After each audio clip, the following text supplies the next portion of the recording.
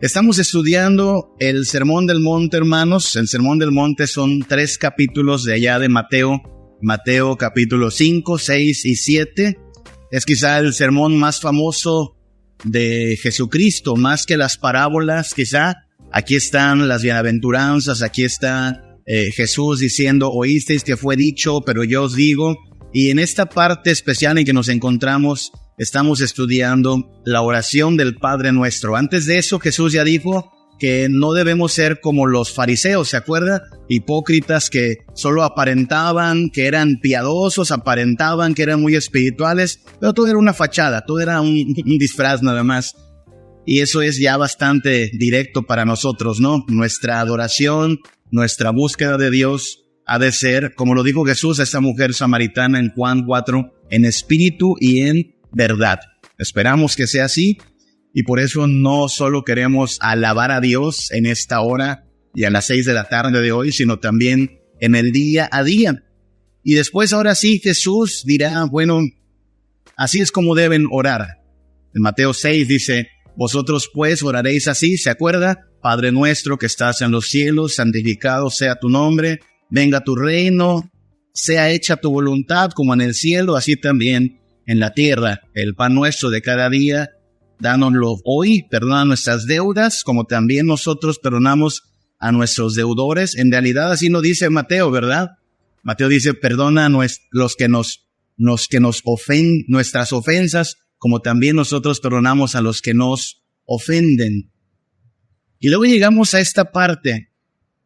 No sé si usted lo ha notado, pero en nuestra forma de recitar el Padre Nuestro decimos, no nos dejes caer en tentación. Pero Mateo 6, versículo 13, si usted tiene su Biblia abierta, Mateo 6, 13 dice, no nos metas en tentación, mas líbranos del mal. Si alguna vez están en una reunión donde hay a lo mejor gente de otra denominación, o también católicos romanos, sabe que la frase aquí es un poco diferente. A mí me enseñaron, no nos dejes caer en tentación, mas líbranos del mal. Pero Mateo 6:13, al menos la Reina Valera, dice, no nos metas en tentación, mas líbranos del mal. ¿Cómo vamos a repetir entonces esto? ¿Quién lo está repitiendo bien?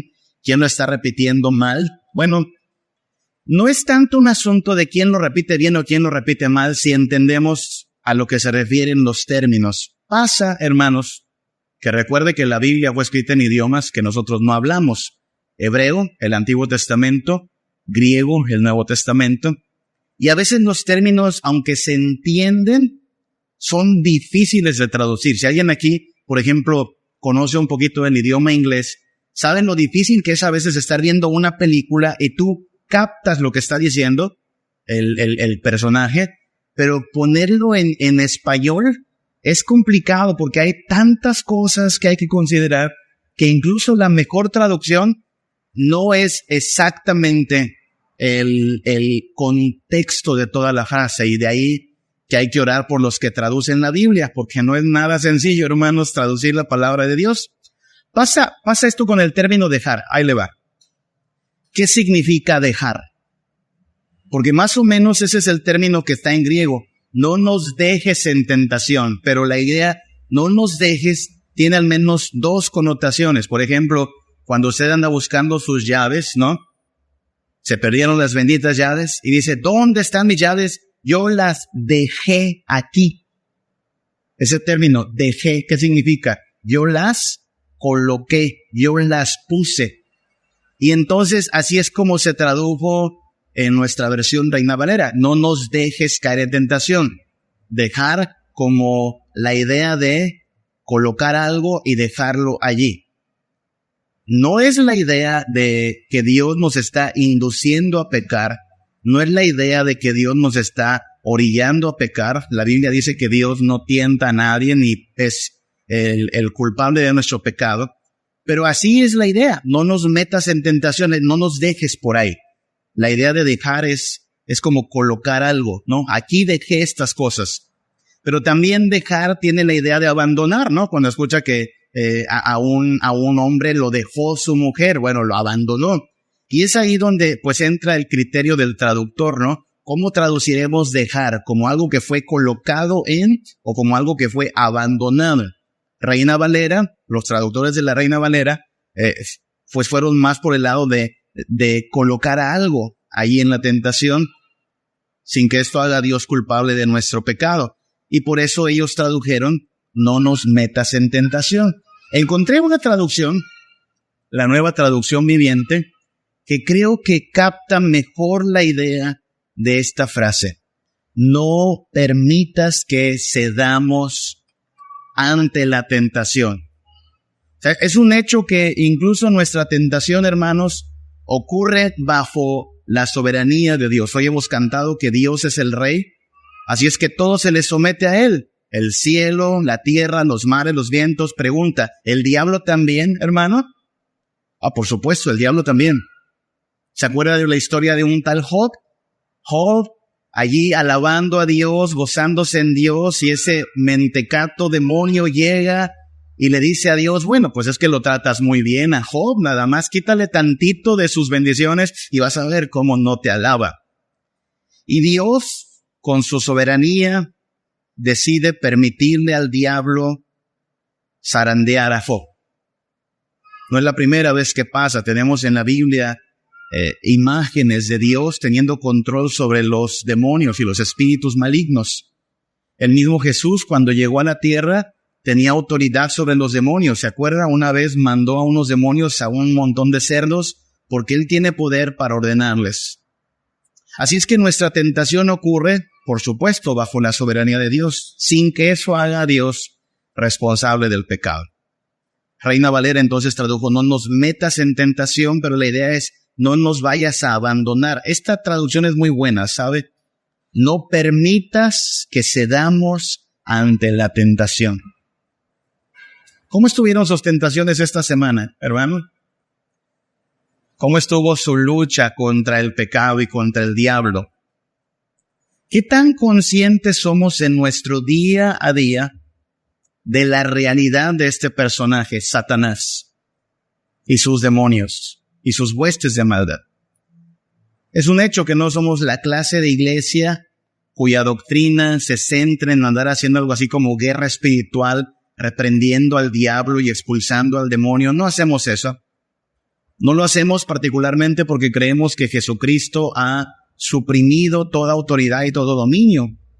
Así es que por eso yo no tengo que andarle hablando a Satanás. Hay gente que no entiende esto y anda hablándole a Satanás. No, Satanás, mis hijos no son tuyos. No, Satanás, no tienes poder sobre mí. Usted deje de hablarle a Satanás. Usted no tiene que hablar con Satanás. Usted tiene que hablar con Dios. De hecho, el Padre nuestro es ir al Padre. Incluso si experimento acechanzas, tribulaciones y estas presencias, diabólicas, demoníacas, la pauta de la Biblia es someternos a Dios, resistir al diablo y el diablo huirá de nosotros. Eso no quita que no estamos hablando de la Llorona, no estamos hablando del Huaychivo, no estamos hablando de aluches y hadas y duendes, no estamos hablando de seres fantasiosos, estamos hablando de seres reales, hermanos. Satanás y sus demonios, huestes de maldad, seres perversos cuya tarea, misión, pasatiempo es tentar, engañar, distraer. Es un hecho que el cristiano va a ser acechado, tentado, distraído, mientras se pueda. Y por eso le preguntaba, ¿cómo estuvo usted esta semana luchando? Porque mire, detrás de todo pecado cometido, hubo una motivación. Y detrás de esa motivación hubo una voz apenas perceptible de un ser de maldad incitándonos a pecar. Si usted sucumbió ante el mal carácter, posiblemente, muy seguramente detrás de eso hubo una tentación y detrás de esa tentación estuvo el tentador.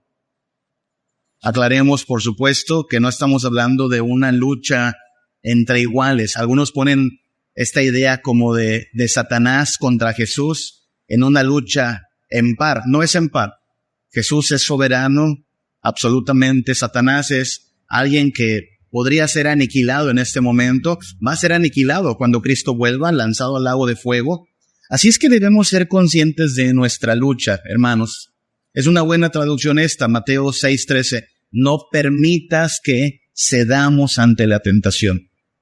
Ante la tentación solo hay de dos. O usted y yo cedemos, o usted y yo decimos, no cuentes conmigo, Satanás, porque no voy a hacer eso. Y la petición aquí es, no permitas que cedamos ante la tentación, sino rescátanos del maligno. Fíjese que es otra traducción, porque cuando leemos la traducción Reina Valera, líbranos del mal, pues podríamos incluir muchas cosas ahí dentro del mal, como si fuera una circunstancia, ¿no? La enfermedad, la necesidad, la turbación, pero la palabra mal en realidad es un sustantivo.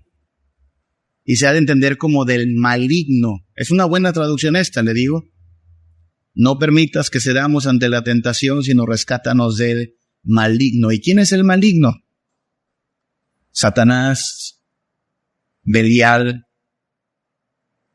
Diablo, Belcebú, tantos nombres que le da la Biblia, y todos ellos refiriéndose al mismo ser que desde Génesis capítulo 3 no ha hecho sino engañar, tentar, seducir, proponer. Pero ojo, él solo propone. A usted y a mí nos toca, si aceptamos su propuesta, si cedemos ante esta tentación, o si retrocedemos y en obediencia a Dios resistimos esa tentación. Es una petición importante, hermanos. No sé cuán conscientes estamos de esto. A veces estamos tan preocupados por las cosas terrenales, por las cosas que de por sí el Señor dice, ya sé de qué tienes necesidad, ¿no? Hoy es domingo y algunos están pensando en, esta semana tengo que hacer este proyecto, este trámite, tengo que conseguir tanto dinero porque en la casa hay estas cuentas. Y todo eso lo llevamos a Dios en oración, cosa que no está mal, pero que aclaramos, Dios ya sabía que la necesitabas. Y por eso aquí en Mateo 6 ya nos dijo, hey, tranquilos, los que no tienen a Dios por Padre, los gentiles, andan ahí de preocupones, pero vuestro Padre sabe de qué cosas tenéis necesidad. Él sabe cuánto debes, Él sabe cuánto tienes que conseguir para llegar al fin de mes. Él sabe cómo están las situaciones en tu trabajo, en tu empresa. Créeme, no le falta información. Pero a veces estamos tan afanados por el aquí y el ahora y el vivir o sobrevivir en la semana, que se nos olvida que hay realidades que trascienden a lo palpable. Y una de esas realidades es que hay seres espirituales de maldad que van a tentarnos. Y creo que no hay mucho de esto en nuestra oración, hermanos. ¿Cuánto de nuestra oración contiene una súplica que pide a Dios, Dios, en mis tentaciones no me dejes caer? Cuando soy aquejado por el diablo, cuando los seres de maldad vienen y tratan de distraerme y tratan de engañarme, no me dejes caer. ¿Cuánto hay de eso en nuestra oración? Porque sí creo que a lo mejor, aunque no lo afirmamos tal cual, en la mente de muchos, Satanás y los demonios son como seres fantasiosos también. No, un tanto irreales, ¿no? No, son reales. Y son peligrosos. La Biblia dice que son como un león rugiente buscando a quien devorar. Son astutos, por cierto. No se va a venir a presentar ante usted en toda su horrenda personalidad. Se disfraza como ángel de luz. Es engañador. No dice precisamente mentiras. Ojo, Satanás es astuto y tan astuto que no se presenta a nosotros con una mentira así evidente. ¿Sabe cómo es más común que se presente Satanás? Con una verdad a medias. Esa es en gran parte su estrategia. Cuando tentó a Jesús, en gran parte citó incluso la palabra de Dios. ¿Ha visto? En una de las tentaciones, Satanás le dijo a Jesús, oye Jesús, pues no dice la Escritura que a sus ángeles enviará cerca de ti que te guarden. Es una promesa de Dios. Tírate de aquí arriba porque la Biblia dice que a sus ángeles guardará. Fíjese, Satanás citando la Biblia, pero de una manera tergiversada, para engañar o tratar de engañar a nuestro Señor Jesús, Él fue, por supuesto, firme y soportó la tentación. Así es que mucho cuidado, porque Satanás muchas veces no va a llegar con todo lo horrendo de su personalidad, sino que muchas veces disfrazado con palabras amables. De hecho, ofreciendo cosas que van a parecer apetecibles, atractivas. Nunca nos ha tentado con algo horrendo, por favor. Siempre lo que ofrece se antoja, es apetecible. A menos que tengamos el poder del Espíritu Santo para poder ver que aquello es un engaño, caeremos. Por eso la petición es: no nos permitas ceder ante la tentación, sino rescátanos del maligno. ¿Sabe?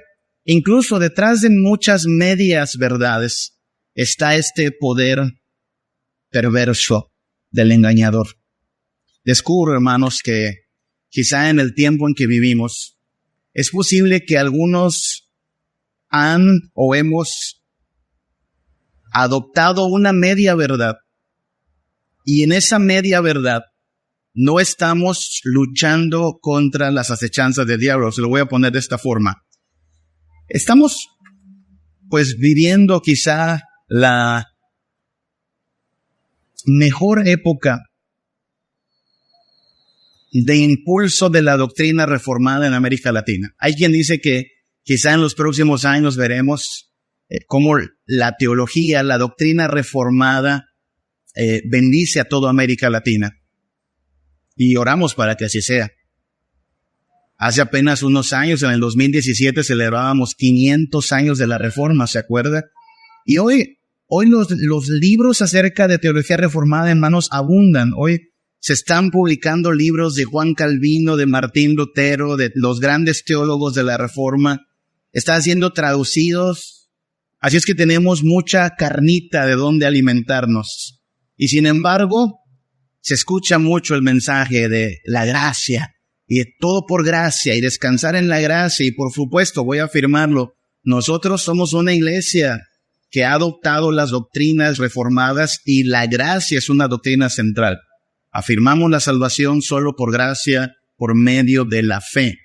Pero a la vez, afirmamos que la evidencia de la salvación por gracia es la santidad de los creyentes.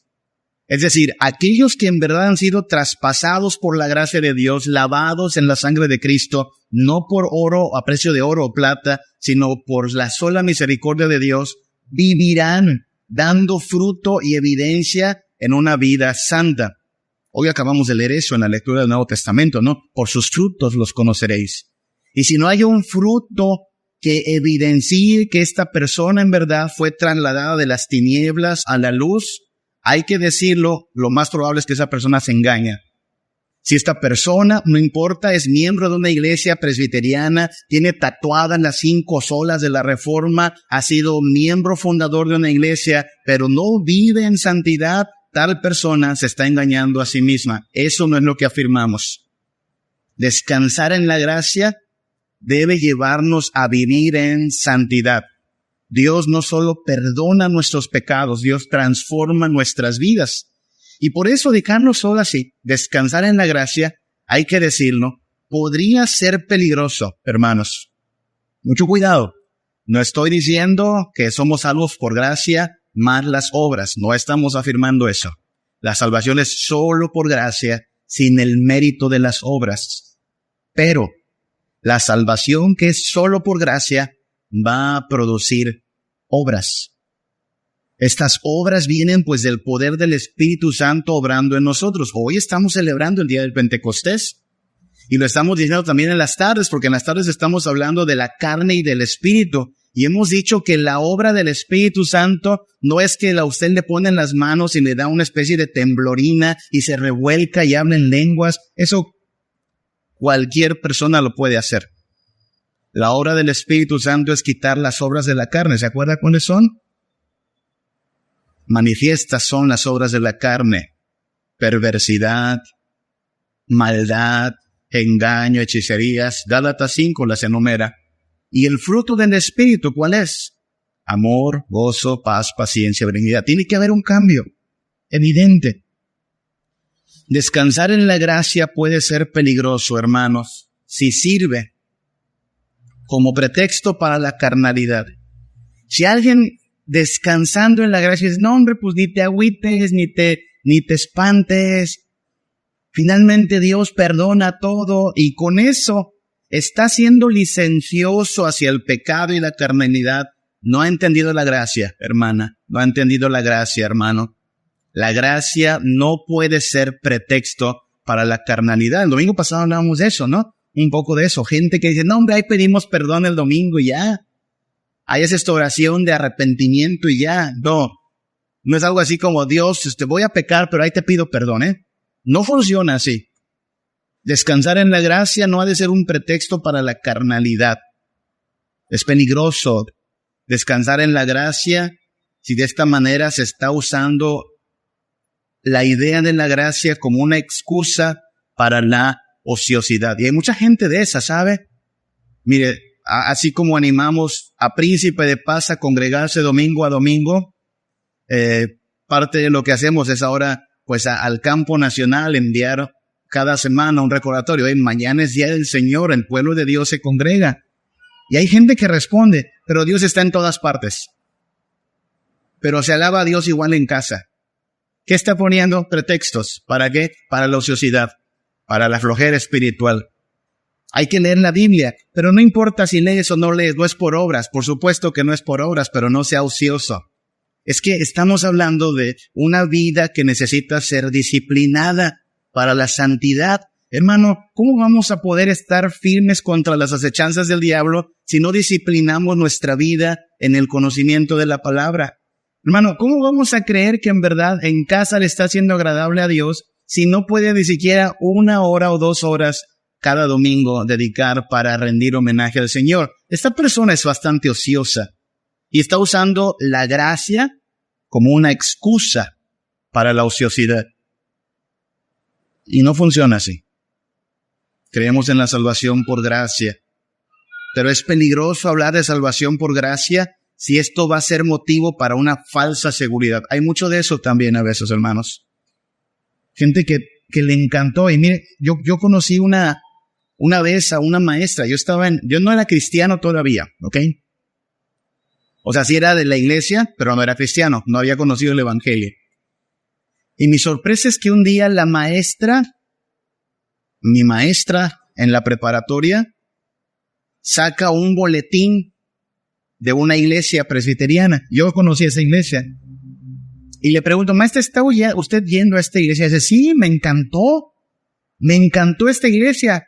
Y yo igual pues engañado en aquel tiempo, pues qué bueno, somos de la misma iglesia, ¿no? Presbiterianos los dos. Y me dice la maestra, ¿y sabes qué me encantó de tu iglesia?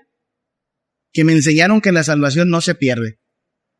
Eso me encantó de la iglesia presbiteriana, que una vez que tú eres salvo, nunca vas a perder tu salvación. Entonces, y ahí viene lo que delató que mi maestro no había entendido. No importa cuánto hagas, no importa cuánto dejes de hacer, tú ya eres salvo y vas camino al cielo.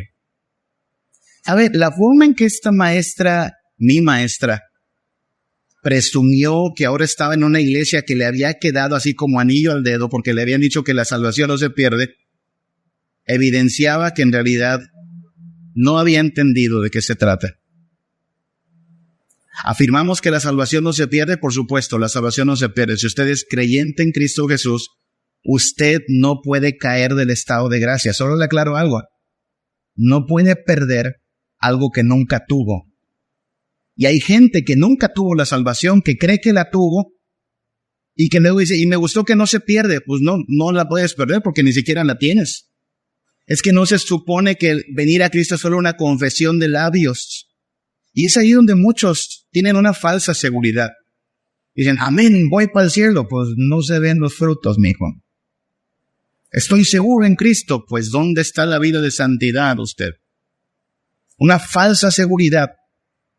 Y ahí es donde hay que tener cuidado porque solo recuerde que al que más tiene, más se le demanda. La iglesia presbiteriana tiene una gran doctrina heredada, doctrina reformada. Yo creo que es la mejor. Vaya, la enseñamos en nuestro seminario, hermanos, día a día. Y sin embargo advertimos, la salvación por gracia no ha de ser motivo de una falsa seguridad. ¿Sabe qué? ¿Qué buscan aquellos que han entendido que la salvación es por la misericordia y la gracia y el poder de Dios? Buscan ser perfeccionados, buscan ser transformados, ven su pecado y no les causa comodidad. Pues al fin que no me va a hacer perder la salvación. No, el pecado va apareciendo cada vez cosa más horrenda y detestable y quieren en verdad ser santos. Es peligroso descansar en la gracia si es solo un disfraz para una falsa piedad. No hay diferencia entre un fariseo que quiere aparentar que es bueno ante las personas, a alguien que solo se llama reformado para aparentar que teniendo una doctrina correcta, por eso va camino a la gloria. No funciona así. No funciona así. Así es que, he aquí uno de los errores, y me temo, principales engaños que Satanás susurra a los miembros de la iglesia de Cristo. Y ese engaño es, no hay nada de qué preocuparse. No te preocupes. Todo está bien. Todo va bien. Tú estás en la gracia. Claro, no hay que afanarnos por lo que no es importante. Mire cómo Jesús nos pone en tensión en la oración del Padre Nuestro. Porque antes de la oración del Padre Nuestro dijo, no se afanen. ¿Pero por qué no hay que afanarnos? ¿Qué comeremos? ¿Qué vestiremos? Esos son afanes no tan importantes. Pero en la oración se está poniendo, pero pídale, clámele a Dios. No nos dejes caer en tentación, mas líbranos del mal. Así es que el cristiano no es que no esté preocupado por nada. Está preocupado por las cosas por las cuales es importante preocuparse, y aquellas cosas que en realidad son frívolas o que no son tan importantes, está llamado a descansar de ellas. De ahí que nuestra oración dice mucho acerca de nuestras prioridades, hermanos. Lo hemos dicho antes. Si la oración parece una lista de supermercado, Dios dame esto, dame esto, dame esto, pero no hay allí una súplica por el poder del Espíritu Santo para soportar la tentación. No hay ahí una súplica porque Dios despierte hambre de su palabra. No hay ahí una súplica por ser perfeccionados en santidad. Ahí es donde se han equivocado las cosas. Sí hay que preocuparse. O sea, el cristiano sí está preocupado por ciertas cosas. Recuerde que Pablo le dice a unos creyentes, ocúpense de su salvación con temor y temblor. Así es que hay que ocuparnos de buscar al Señor. Y esto no va a ocurrir en automático, hermanos. Cito, antes de seguir con la idea de Mateo, Efesios capítulo 6. Usted sabe lo que dice Efesios capítulo 6, ¿verdad? Especialmente en la porción que dice, hermanos, fortaleceos en el Señor y del poder de su fuerza, vestidos de toda la armadura del Señor. Fíjese que es una armadura. ¿Quién usa la armadura? Un soldado. ¿Y a qué se dedica un soldado? A la guerra.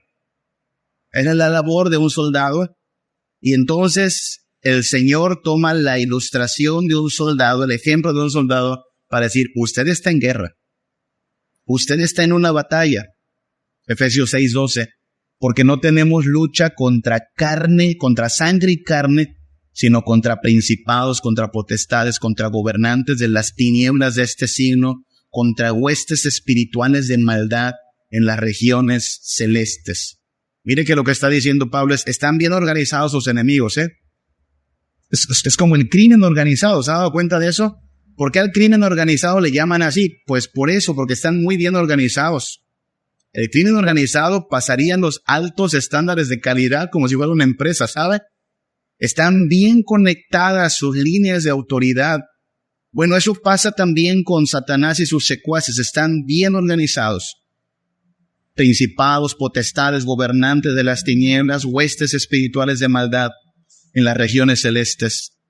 Por lo tanto, versículo 13, tomad toda la armadura de Dios para que podáis resistir en el día malo y habiendo acabado todo, estar firmes.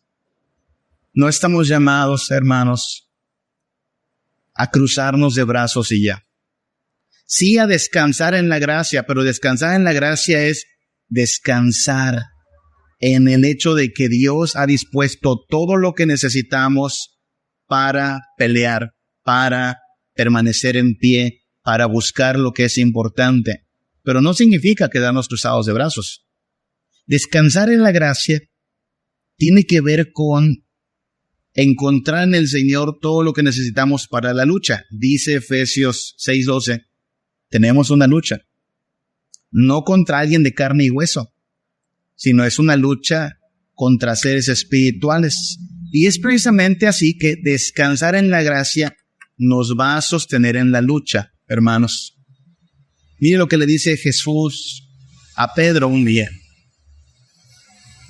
Lucas 22, 31 al 32. Le dijo también el Señor: Simón, Simón, he aquí, Satanás os ha pedido para zarandearos. Algo así como, te traen ganas, Pedro. Satanás te trae ganas. Te va a zarandear. Como si fueras trigo. ¿Sabe por qué se zarandeaba el trigo? El trigo se golpea para que suelte la cascarita y quede limpio. Pero hay que hacerlo con fuerza. Entiendo que eso no, así si nada más lo mueve tantito no va a salir. Tiene que ser muy fuerte. Así es que Jesús le está diciendo a Pedro, pero te va a tocar ser atacado por Satanás. Te traen ganas. Pero yo he rogado por ti para que tu fe no falte. ¿Qué necesitamos en la lucha, hermanos? Fe. Ahora, ¿qué es fe? Hay que aclarar qué es fe. Fe es verme a mí mismo insuficiente. Si usted se ve así, no, pues ya perdí. Sí, en usted mismo va a perder. Fe es estar totalmente desconfiado de mí mismo, pero mirar a Cristo y confiar en Él. Su poder, su gracia, su santidad, su verdad. Las veces que hemos caído en la tentación es porque nos miramos a nosotros mismos. Confiamos en nosotros mismos. No sé por qué razón creemos que vamos a ser la excepción. O sea, a otros les ha pasado. No, pero a mí no me va a pasar. Yo soy diferente. Es que es irracional, ¿se da cuenta? ¿De dónde viene tanta confianza en uno mismo? Eso se llama necedad en la Biblia, ¿no? El necio en su corazón no quiere ver a Dios, pero además piensa que es sabio en su propia opinión. El Señor le dice a Pedro, Pedro, te va a tocar ser zarandeado. Y en la tentación necesitas fe. Yo he rogado para que tu fe no falte. Repito, fe es mirarnos a nosotros mismos y saber que somos insuficientes. Fe es de hecho decepción con nosotros mismos. Martín Lutero lo decía así, me miré a mí mismo y vi imposible salvarme. Miré a Cristo y vi imposible perderme. Fe es mirar al Señor como nuestro único recurso, nuestra única fortaleza. Repito, cada vez que caemos en la tentación es porque estábamos viendo otra cosa, menos a Cristo. Pero descansar en la gracia de Cristo nos va a sostener en la lucha, va a hacernos mirar a Cristo y decir, Señor, tú eres todo lo que necesito. Esto que me están ofreciendo es estiércol, es mentira, no vale la pena. Y poniendo la mirada en Cristo, entonces saldremos libres, saldremos victoriosos de esta batalla. Pero es una lucha, hermanos. Una lucha de la cual tenemos que estar conscientes, una lucha en la cual tenemos que resistir. Efesios 6, 12 al 13. No tenemos lucha contra sangre y carne, sino contra huestes espirituales de maldad. Versículo 13. Por tanto, tomad toda la armadura de Dios para que podáis resistir. Note qué es lo que hay que hacer. Tomar la armadura de Dios, es decir, sus recursos, su fuerza, para poder resistir. Ese es un asunto de resistencia. ¿Sabe qué es lo más difícil de resistir? Resistir. No somos muy buenos para resistir. En algún momento nos cansamos, cedemos, decimos, ya que, ¿le ha pasado a usted si ha tratado de alguna vez poner en cintura a sus hijos. ¿Le ha pasado eso? ¿Cuántas veces, después de que usted tomó una decisión diciendo no, y el hijo dice, ándale mamá, ándale sí, di que sí? ¿Y qué dice la mamá? Después de como unos 15 minutos de, ándale sí, ¿qué dice la mamá? Ándale pues, lo que quieras. ¿Resistió? Nada. No aguantó. No se mantuvo firme. Eso va a pasar con cualquier tentación. Recuerden, Satanás es un ser astuto. Si usted no cayó hoy, va a caer mañana. Si no cayó mañana, va a caer pasado mañana. A menos que usted se fortalezca en el Señor, pero Él no va a insistir. Él es paciente. Es más, dijo usted hoy voy al templo, ándale, váyase para el templo. Ahí lo esperamos. Y al rato seguimos tentando. Esto es constante, hermano. Aquí nadie puede decir, no, yo lucho y soy firme y gano. Usted no gana nada sin Cristo. Usted necesita vestirse de la armadura de Dios para poder resistir. No es su fuerza de voluntad, no es su carácter, no es su inteligencia. Usted y yo somos vulnerables, somos enclenques ante los ataques del diablo. La única forma en que podemos resistir es en Cristo Jesús, pero hay que resistir. Y precisamente descansar en la gracia no significa que vamos a estar así a todas margaritas y no va a haber problemas. No, va a haber problemas, pero descansando en la gracia vamos a resistir, de verdad resistir.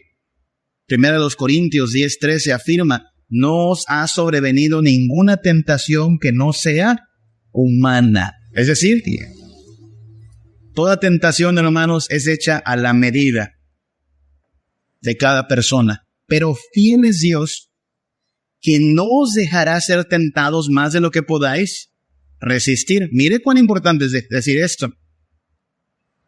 Dios no nos va a dejar ser tentados más allá de lo que podamos resistir. Traducción, cualquiera que haya cedido al pecado, no es porque no podía resistir, es porque no quiso resistir. Porque Dios no le va a permitir ser tentado más allá de lo que podía resistir. Eso ya nos desarmó, hermanos. Porque le digo, somos muy buenos para excusar nuestros pecados, ¿a poco no? ¿Cuántas veces no excusamos el pecado a través de, pues es que no me quedó de otra? ¿Cómo que no te quedó de otra? Dios no te dejó ser tentado más de lo que no podía resistir, pero ahí vas tú, de todos modos, a seguir al pecado. No fue Dios. Fuimos nosotros. ¿Cuánta gente nos excusa diciendo, pues es que uno es humano? ¿Y qué dice aquí? 1 Corintios 10, no os ha sobrevenido ninguna tentación que no sea ¿qué? Humana, pues sí. O sea, las tentaciones no están hechas al nivel de los marcianos, a nivel de los venusinos, a nivel de los humanos. No es excusa decir, pues es que uno es humano. Sí, pero tú tenías de parte de Dios el poder para resistir. Nada más que, ¿qué pasó? Es más sencillo dejarse llevar. Es más sencillo ceder. Y es ahí donde se demuestra, hermanos, que necesitamos en verdad, número 1, arrepentimiento del pecado. El pecado tiene que ser odiado, aborrecido, abandonado en todas sus formas. No puede ser tolerado, no puede ser excusado. Líbrenos Dios de hacerlo, pero ¿cuán frecuentemente lo hacemos? Lo minimizamos. No, hombre, no es nada, es un pecadito, ¿no? Al rato pides perdón. Uno es humano. Es que no era mi día. ¿Cuánta gente no se excusa diciendo, no era mi día? Y dime tú qué día estamos exentos de decir, hoy peque gratis, ¿no? La casa invita. No, hermano, todo el tiempo tenemos que estar luchando contra el pecado. Resistir. La clave está en resistir. Dios es tan fiel que juntamente con la tentación nos da la salida para que podamos soportar. ¿Sabe cuál va a ser el engaño del pecado? Va a ser, ponle seguro a la puerta. No te salgas. Quédate conmigo. Disfrutemos. Ahí está la salida. Pero a veces quien le pone seguro esa salida es el mismo que está siendo tentado, porque quiere disfrutar el pecado en vez de resistir contra el pecado. Y ahí es donde viene entonces el cargo de conciencia. Gracias a Dios que el Espíritu Santo redarguye, pero no abusemos de eso, hermanos. No se vale, no está bien utilizar la gracia y el perdón de Dios como excusa para pecar y para dar rienda suelta al engaño. ¿Qué dice Pablo? Volvamos a Efesios tantito. Efesios 6:18. Orando en todo tiempo, sigue hablando de la lucha, ¿no? Póngase la armadura, soporte, y luego dice, ore a Dios. Orando en todo tiempo con toda oración y súplica en el Espíritu. Hay que dejar un poquito esto más en claro. Orando en todo tiempo con toda oración y súplica en el Espíritu. No es orar en todo tiempo, sino orar en todo tiempo en el Espíritu. Y Gálatas 5 y Romanos 8 nos muestran que una cosa es la vida en el Espíritu y otra cosa es la vida en la carne, hermanos. La vida en la carne es la vida en la frivolidad de lo terrenal, de lo pasajero, de lo efímero. La vida en el Espíritu es la vida buscando ser agradables a Dios. No se trata de orar por orar. No quiero en verdad parecer que a veces nada más porque sí estamos viendo errores en muchas cosas, pero es que, hermanos, muchas veces necesitamos demoler cosas que en el pasado asumimos a fin de perseverar hacia la madurez. Yo le he dicho cómo hay gente que ha entendido mal la oración y han llegado a pensar que por estar insiste con una petición a Dios, Dios la va a contestar. Yo vengo de una tradición, de una iglesia donde se hacían veladas completas de oración, desde las 8 de la noche hasta las 8 de la mañana, 12 horas seguidas de oración, pidiendo por los enfermos, pidiendo por los necesitados. Por supuesto que cuando alguien enferma, vamos a pedir por su salud. Pero pregunta, hermanos, ¿va a hacer realmente una diferencia sobre la enfermedad de alguien si oramos a las 3 de la tarde o si oramos a las 3 de la mañana por esa petición? ¿Ve algo en la Biblia que diga, Dios va a tomar como más poderosa tu oración a las 3 de la mañana, o así como si fuera una especie de sacrificio, ¿no? Entonces, ¿por qué estas ideas de vamos a desvelarnos orando a Dios? Y algo más. Pregunta. Si yo le pido a Dios, Dios, sáname. Si lo hago durante 10 minutos y lo hago durante 3 horas, ¿qué tendrá más efectividad? ¿Clamar a Dios durante 3 minutos o clamar a Dios durante 3 horas? Porque si alguien dice, no, cuanto más ore, más poderosa es. Eso me suena como la idea de, pues, la penitencia católico-romana, ¿no? 100 Padres Nuestros y tiene poder la oración. No digo que no tengamos fe. Hermanos, yo tengo fe en la oración. No, repito, hay que corregir eso. Yo tengo fe en el que escucha la oración, no en la oración en sí. Hermanos, nuestra oración es tan enclenque también que no sube al trono de la gracia por sí misma. Hoy que es día de Pentecostés hay que recordarlo. Romanos 8 dice que ¿qué hemos de pedir como conviene? No lo sabemos. Romanos 8 establece que ustedes y yo no sabemos qué conviene pedir. ¿Quién intercede por nosotros con gemidos indecibles? El Espíritu Santo. Y toma nuestra oración y la lleva. Y ojo, si usted lee Romanos 8 dice, y ese Espíritu intercede conforme a la voluntad del Padre. Fíjese, ni siquiera intercede conforme a la voluntad de Samuel Hernández. No sé si captan la idea, pero el Espíritu dirá, vamos a llevar esta oración de Samuel Hernández al Padre, pero vamos a interceder conforme a la voluntad del Padre. Ni siquiera conforme yo pido. Así es que nuestra oración ha de ser en el Espíritu. Insisto, repito, ¿Qué hemos de pedir? Como conviene, no lo sabemos. No nos vamos a afanar qué comeremos, qué vestiremos. Si usted está enfermo, pida sanidad. Pero solo recuerdo que hay veces Dios simplemente dice, toca aguantar. ¿Se acuerda de Pablo? 3 veces pidiendo por un aguijón en la carne y la respuesta fue un no. No, Pablo. Mi gracia te va a ayudar a soportar. Por eso no andamos haciendo noches de sanidades, hermanos, porque es una grave equivocación pensar que cuando Dios sana, está mostrando su poder. Ajá, y cuando no sana, ¿qué está mostrando? Porque cuando Dios ayuda a sus hijos a sobrellevar su enfermedad, cuando Dios ayuda a sus hijos a sobrellevar sus dificultades y les está dando tal poder espiritual que en la dificultad y en la adversidad sus hijos le alaban, ese es el poder de Dios. Porque la persona hace mucho se habría quebrado. La persona hace mucho habría apostatado. ¿Quién le sostiene? ¿Quién le guarda? El poder de Dios. ¿Cómo hay que orar entonces? Con toda oración y súplicas y todo, pero en el Espíritu. Aquí es donde hay que recalcar eso. Recuerde que Romanos 8 dice que los que son de la carne piensan en las cosas de la carne. Los que son del Espíritu piensan en las cosas del Espíritu. Entonces mi oración, sí, hay que evaluarla. ¿Es una oración carnal o es una oración espiritual?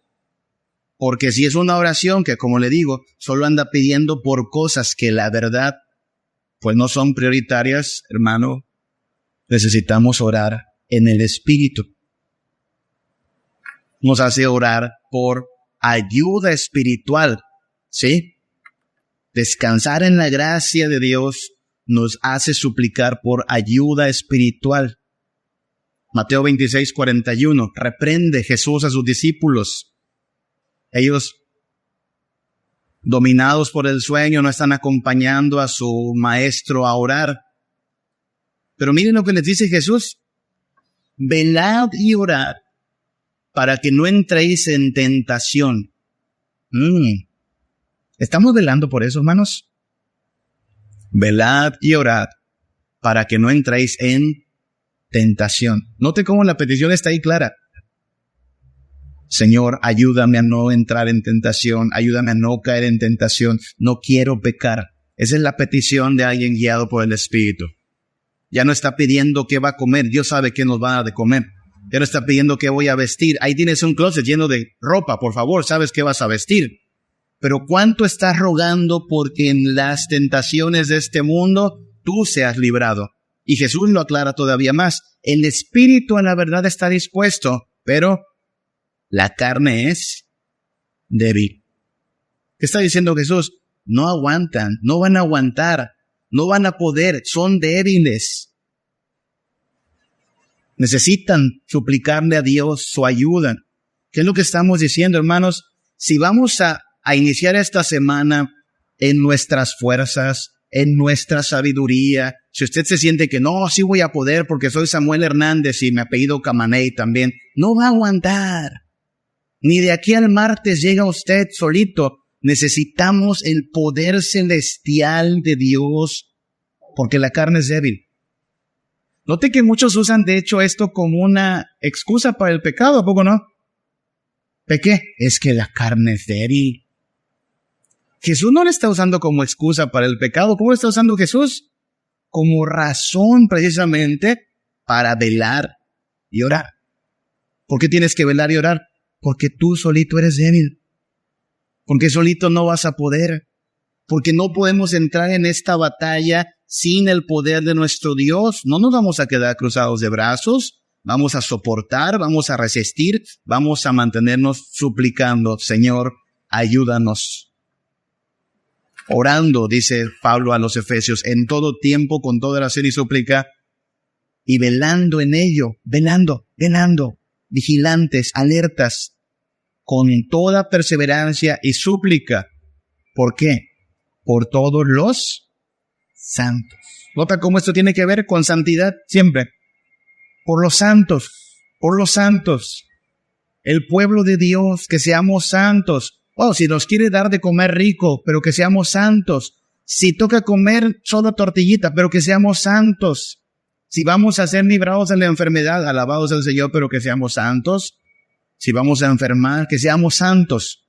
La petición por encima de todas las peticiones es una súplica por los santos. Y hermanos míos, descansar en la gracia nos lleva hacia eso, hacia mantenernos velando en santidad. Santidad. Recuerde que la marca de la iglesia que Jesús está reuniendo es la santidad.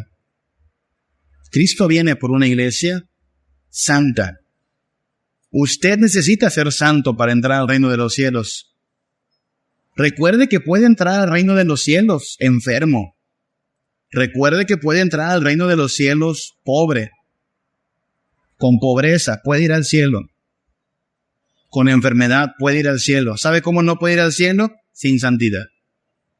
No se nos ocurra pensar que si no estamos velando en santidad, podemos decir, pero yo descanso en la gracia. Es un falso descanso. Hemos de mirar al pecado como es, grotesco y horrendo, peligroso y destructivo. Hemos de mirar la tentación no como una insinuación coqueta de un diablillo ahí, juguetón. No, es la oferta de abandonar el camino de santidad por algo que no vale la pena de parte de alguien que no es sino perverso, mentiroso. Y necesitamos entonces armarnos de todo el poder de Dios, luchar, resistir, suplicar y velar. Primera de Pedro 5, 8 al 9. Sed sobrios y velad, porque vuestro adversario el diablo, como león rugiente, anda alrededor buscando a quien devorar. ¿Y qué hacemos nosotros? Resistimos en la fe. ¿Y qué es la fe? Mirar a Cristo, nuestro todo en todo, mirarnos a nosotros, saber, yo no voy a poder, pero en Cristo, en obediencia a Él, en sometimiento a Él, fortalecidos en Él, soportaremos. Que no es lo mismo, hermanos, a quedarnos cruzados de brazos. Va a haber que luchar, va a haber que resistir, va a haber que suplicar y velar.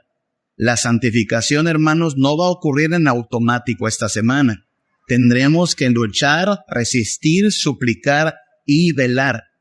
Pero en el poder del Señor podremos hacerlo y podremos salir victoriosos. No ocurre, hay que insistir, no ocurre de manera automática. Usted no va a despertar el domingo próximo y decir, estoy más santificado. En automático no. Va a costar una lucha, una resistencia. Tendrá usted que decir no a muchas cosas porque usted quiere agradar a Dios. Tendrá que aplicar disciplina. Quizá tiene que leer más la palabra. Quizá tiene que orar más, no en la carne, en el espíritu. Quizá también es buen momento de dejar de hacer ciertas cosas porque no podemos seguir excusando en nombre de la gracia cosas que no agradan a nuestro Dios. Quizá hay que poner freno a nuestra lengua. Quizá hay que poner freno a la forma en que estamos oyendo. Algo tendremos que hacer a fin de luchar, resistir, suplicar, velar. Tengo que hacer una última advertencia. No hablamos mucho de nuestro adversario el diablo aquí en la iglesia. No es muy común, de hecho, hablar del diablo en la doctrina reformada porque finalmente a mucha gente le llama la atención esto, ¿saben? Hay como una especie de morbo. Cuando alguien empieza a hablar del diablo y de los demonios, hay como una especie de morbo. Si usted va a una librería cristiana, va a ver que hay todo un panel, todo un muro de libros que hablan de guerra espiritual y demonios y del diablo. Hermano, yo no estoy llamado a eso. No vamos a crecer en santidad en la medida que más conocemos del diablo. Usted no necesita conocer al diablo. Usted necesita conocer a aquel que ha derrotado al diablo. Sí necesita saber que hay un ser de maldad que no descansa, que anda como león rugiente. Pero a ese lo derrotamos en el poder, en la verdad de Cristo Jesús. ¿A quién mira el cristiano? ¿A quién busca el cristiano? ¿A quién se ofende el cristiano? ¿A quién sirve el cristiano? A Cristo.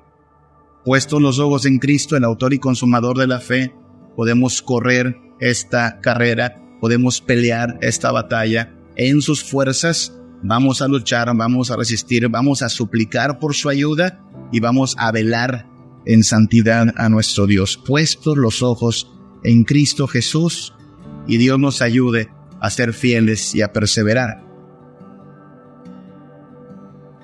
Danos, Dios, un entendimiento vivo de Jesús, de la riqueza de su gloria y la cruz. Ilumina nuestros ojos, trae tu luz.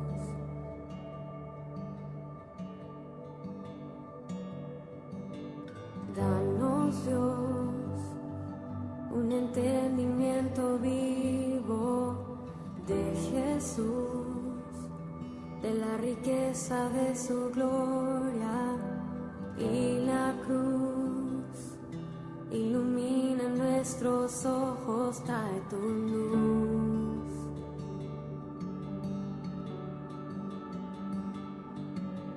Muestra esos ojos hoy brillando como fuego y su rostro como el sol resplandeciendo, la belleza incomparable de Jesús, el día